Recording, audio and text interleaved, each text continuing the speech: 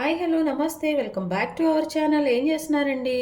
ఈరోజు నేను కొంచెం డిఫరెంట్గా టేస్టీగా అండి మన గుత్తి బీరకాయ మసాలా బీరకాయ అండి, మసాలాలు యూజ్ చేయకుండా చేసిన మసాలా గుత్తి బీరకాయ ప్రిపేర్ చేస్తానండి. టేస్ట్ అయితే అదిరిపోయింది. ప్రిపేర్ చేసుకుందాం, వచ్చేసేయండి. ఇప్పుడు నేను ఈ స్టఫ్డ్ బీరకాయ అంటారు, మసాలా బీరకాయ అంటారండి. అట్లా నేను కొంచెం డిఫరెంట్గా మసాలా యూజ్ చేసి చేయబోతున్నాను. దానికోసం ఏంటంటే మన బీరకాయని పీల్ ఆఫ్ చేసుకున్నాం కదండి, చేసుకున్న కొంచెం పెద్ద పెద్ద సైజు ఇదిగోండి, ఈ సైజులో ఇట్లా కొంచెం పెద్ద ముక్కలుగా మనం కట్ చేసుకోవాలండి. ఇదిగోండి, ఒకవేళ పెద్ద సైజు అనుకుంటే ఇట్లా చిన్న చిన్న ఈ సైజులో అయినా చేసేసుకోండి, బాగుంటుంది అనమాట. ఇట్లా కట్ చేసుకొని మనం స్టఫ్ పెట్టాలి కదండి, అందుకోసం అని చెప్పేసి ఈ లోపల ఉన్నది మనము తీసేయాలన్నమాట. కొంచెం జాగ్రత్తగా అండి, బీరకాయ చాలా డెలికేట్గా ఉంటుంది కాబట్టి ఊపినే తెగిపోతుంది. అందుకని చెప్పేసి ఇట్లా కొంచెం ఇట్లా మనము చక్కగా అటువైపు ఇటువైపు కొంచెం ఈ లోపల ఉన్నదంతా కూడా తీసేసుకోవాలన్నమాట. ఇదిగోండి, చూసారు కదా, ఇట్లా హోలు బయట నుంచి లోపలికి మనకు హోల్ ఉండే విధంగా మనము ఇవన్నీ తీసేసుకోవాలి. ఇదిగోండి, చక్కగా ఇట్లా లోపల ఉన్న ఇదంతా తీసేసాం, ఎందుకంటే మనం స్టఫ్డ్ బీరకాయ చేస్తున్నాం కదండి అని చెప్పేసి ఇట్లా అన్నీ తీసేసుకున్నాం అనమాట. ఇప్పుడు దీనికోసం ఏంటంటే అండి మసాలా ప్రిపేర్ చేసుకుందాం. ఇదిగోండి, దీనికోసం అని చెప్పేసి నేను స్టవ్ ఆన్ చేసుకుని ఒక బాండీ పెట్టేశానండి. ఈ బాండీలో ఏంటంటే కొంచెం ఆయిల్ వేసుకోవాలండి. ఇందులో ఏంటంటే ఫస్ట్ నేను 1 టేబుల్ స్పూను జీలకర్ర తీసుకుంటున్నాను అండి. చూడండి, మన ఆయిల్ కొంచెం హీట్ అవ్వగానే 1 టేబుల్ స్పూను జీలకర్ర, నెక్స్ట్ ఒక 2 టేబుల్ స్పూన్స్ అట్లా ధనియాలు, అలాగే 1/2 టేబుల్ స్పూను మెంతులండి. ఇవి వేగుతుండగానే ఆనియన్స్ నేను చక్కగా కట్ చేసి పెట్టుకున్న ముక్కలండి, ఒక పెద్ద సైజు ఆనియన్ తీసుకున్నాను. ఇవి ఎందుకు వేయించుతున్నాను అంటే అండి స్టఫింగ్ కోసం కాబట్టి కొంచెం ఈ ఆనియన్స్ ఇవన్నీ వేగిని మనం వేసుకుంటే అప్పుడు బాగుంటుంది అనమాట. ఈ పచ్చి అన్నీ వేసాం అనుకోండి, మళ్ళీ అందులో వాటర్ పోసేసి మళ్ళీ కుకింగ్ టైము కొంచెం ఎక్కువైపోతుంది అనమాట. ఇట్లా మనం ఈ పచ్చివాసన పోయే వరకు ఒకసారి వేయించేసుకొని చక్కగా మిక్సీ పట్టుకొని దాన్ని స్టఫింగ్ పెట్టేసి వేసుకుంటే అండి ఆ టేస్ట్ కొంచెం డిఫరెంట్గా ఉంటుంది, బాగుంటుంది. లోపల నుంచి కూడా మనకి ఏ పచ్చివాసన ఉండదు అనమాట. ఇవి మంచిగా ఈ ఆనియన్స్ కూడా కొంచెం ఫ్రై అయ్యే విధంగా మనం వీటిని వేయించుకోవాలండి. చూడండి, ఇది కొంచెం డిఫరెంట్గా ఇందులో మనం అల్లం వెల్లిపాయ కానీ మసాలా ఇవి కానీ ఏం వేయట్లేదు అనమాట, పల్లీలు కానీ, జస్ట్ వీటితోనే కొంచెం టేస్టీగా కొంచెం డిఫరెంట్గా చేసుకుంటున్నాం అనమాట. చక్కగా ఈ ఆనియన్స్ అన్నీ కూడా పచ్చివాసన అంతా కొంచెం పోయే విధంగా మనం వీటిని వేయించుకుంటూ ఉండాలన్నమాట. బాగా ఎక్కువ ఏమీ అవసరం లేదండి, జస్ట్ ఇది పచ్చివాసన పోయే విధంగా ఇవి మంచిగా వేగితే సరిపోతుంది అనమాట. చూడండి, ఆల్మోస్ట్ కలర్ చేంజ్ అవుతున్నాయి. ఈ టైంలో ఏంటంటే అండి ఒక 2 టేబుల్ స్పూన్స్ నువ్వులు కూడా మంచిగా ఒకసారి వేసుకొని స్టవ్ ఆఫ్ చేసుకోనండి. కొంచెం ఇది చల్లారే వరకు మనము వెయిట్ చేద్దాం. ఇదిగోండి, బీరకాయ స్టఫింగ్ కోసం అని చెప్పేసి నేను 1 టేబుల్ స్పూను చిల్లీ పౌడర్ అండి, 1 టేబుల్ స్పూన్ సరిపోతుందండి. లేదు మీకు కొంచెం ఎక్కువ కావాలంటే కొంచెం వేసేసుకోండి. ఈ చిన్న టేబుల్ స్పూన్ కాబట్టి నేను కొంచెం వేసాను. ఇట్లా కొంచెం ఒక 1/2 టేబుల్ స్పూను, లేకపోతే మన రుచికి సరిపోయేంత అనమాట. నెక్స్ట్ ఇందులో ఎల్లిపాయలండి, పీల్ తీయని వెల్లిపాయలు వేసేస్తున్నాను. ఇవి వేసుకున్నాకండి వీటితో పాటు ఇప్పుడు మనము అవి చల్లగా అయ్యాక ఇవన్నీ కలిపి మనం మిక్సీ వేసుకోవాలన్నమాట. ఇదిగోండి, మంచిగా చల్లారిపోయింది మనం ఫ్రై చేసుకుని మసాలా ఇవన్నీ కూడా ఈ మిక్సీ జార్లో వీటితో పాటు వేసేస్తున్నానండి. ఇట్లా అన్నీ వేసేసుకోవాలి. ఇప్పుడు దీన్ని మిక్సీ పట్టేసుకుందామండి.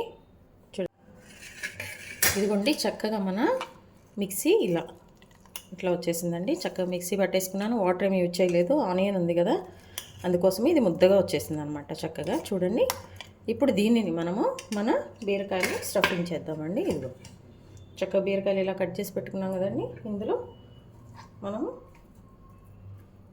స్టఫింగ్ చేసుకోవాలి. మంచిగా పట్టే విధంగా అండి ఇట్లా చేసుకొని పక్కన పెట్టేసుకున్నాం. ఇప్పుడు బీరకాయ అండి మసాలా అట్లా కాకుండా పాలు కాకుండా ఒక్కోసారి కొంచెం ఈ మసాలాతో జస్ట్ నేను కొంచెం తక్కువ వేసాను కదా, వాటితో మీరు ట్రై చేయండి, రుచి బాగుంటుంది. ఇట్లా మనం అన్నీ పెట్టేసుకోవాలన్నమాట. ఇట్లా ఫుల్ స్టఫింగ్ చేసేసుకోవాలి మనం. ఇదంతా కూడా అండి ఆయిల్లో ఫ్రై అయిపోయి మనం తినేటప్పుడు బాగుంటుంది అనమాట టేస్ట్. ఇవ్వండి ఇట్లా మంచిగా పెట్టేసుకుంటున్నాము.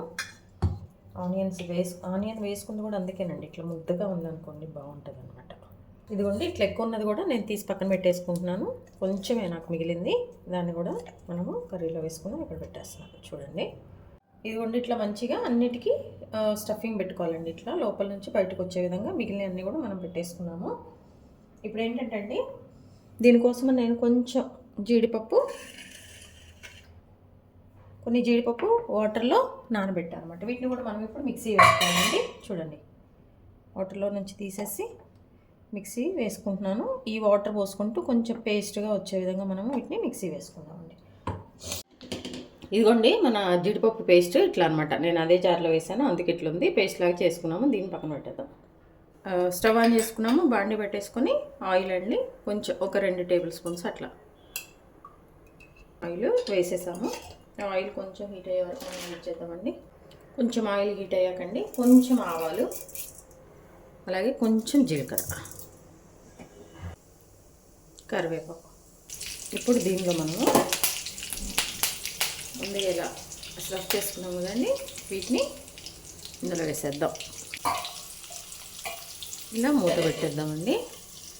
మళ్ళీ ఒక 2-3 నిమిషాల తర్వాత మళ్ళీ ఒకసారి మూత తీసేసుకొని వాటిని ఒకసారి కలుపుకుందాం. అలా కలుపుకుంటూ మనకి ఈ బీరకాయ అంతా మంచిగా వేగే నూనెలో ఫ్రై అయ్యే విధంగా మనం చేసుకోవాలన్నమాట. ఇవన్నీ ఇట్లా మనం మంచిగా కలుపుకుంటూ దీనిని వేయించేసుకోవాలన్నమాట.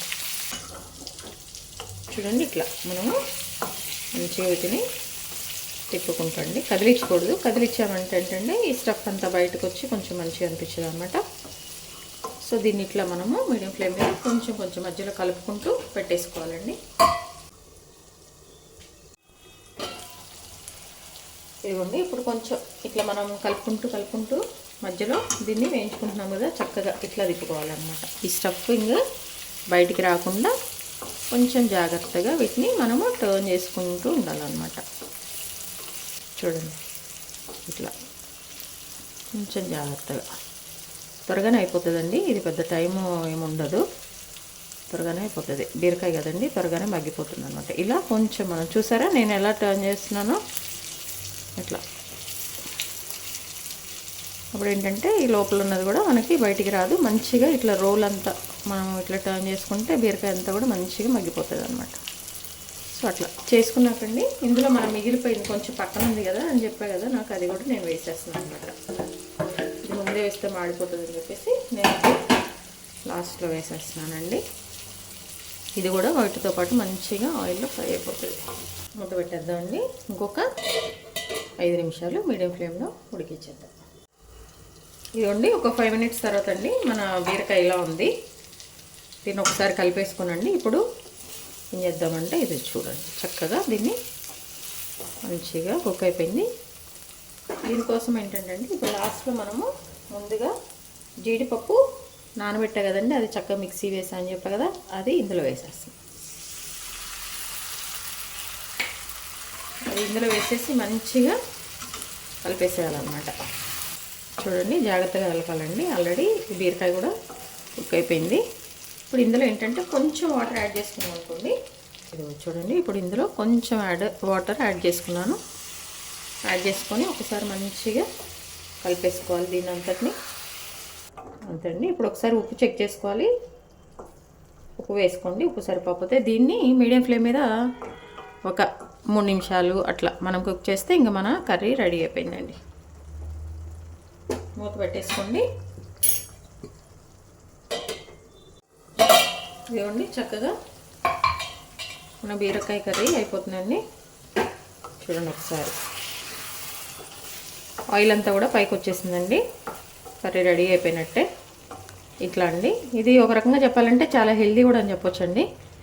ఎందుకంటే బీరకాయ ఫైబర్ ఉంటుంది, అంత బాగుంటుంది.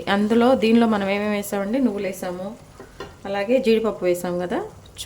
కొంచెం హెల్దీగా ఇట్లా కొంచెం డిఫరెంట్గా ట్రై చేయండి. ఆయిల్ అంతా బయటకు వచ్చేసిందండి. ఇప్పుడు మనం లాస్ట్లో కొంచెం కొత్తిమీర వేసుకొని స్టవ్ ఆఫ్ చేసుకోవటమే అండి. ఇదిగోండి కొత్తిమీర మంచిగా కట్ చేసుకున్నాం కదండి, ఇది కొంచెం వేసేసుకొని ఒకసారి కలిపేసుకొని స్టవ్ ఆఫ్ చేసుకోవటం అండి. మన స్టఫ్డ్ బీరకాయ, మన గుత్తి బీరకాయ అంతా కూడా రెడీ అయిపోయింది. చూడండి చక్కగా అయిపోయింది, రెడీ అయిపోయిందండి మన కూర. ఇంకా స్టవ్ ఆఫ్ చేయటమే. చూసారండి మన మసాలా లేకుండా అండి నేను ఈ గుత్తి బీరకాయ చేశాను. టేస్ట్ అదిరిపోయిందండి. మీరైతే ఇలా ఒకసారి ట్రై చేయండి. వితౌట్ కొంచెం అల్లం వెల్లిపాయి, మన బిర్యానీ స్పైసెస్ ఏమీ లేకుండా జస్ట్ కొంచెం డిఫరెంట్గా చేశానండి. బాగుంది టేస్ట్. ఇది మన రోటీకైనా చపాతీకైనా దేనికైనా బాగుంటుంది అనమాట. ఇదిగో ఇట్లా అయినా తినేసేయచ్చండి. ఇట్లా తీసి నోట్లో పెట్టుకోవచ్చు, చక్కగా రైస్తో తినేసేయచ్చు అనమాట. తప్పకుండా మీరు ప్రిపేర్ అయితే చేసుకోండి. చేసుకున్నాక మీకు ఎలా వచ్చిందో కూడా నాకు కమెంట్ బాక్స్లో తెలియజేయండి. అలాగే అండి, మీ విలువైన సమయాన్ని కేటాయించిన వీడియోస్ చూస్తున్నందుకు మీ అందరికీ ధన్యవాదాలండి. మీకు నచ్చినట్లయితే like, share, subscribe. Thank you.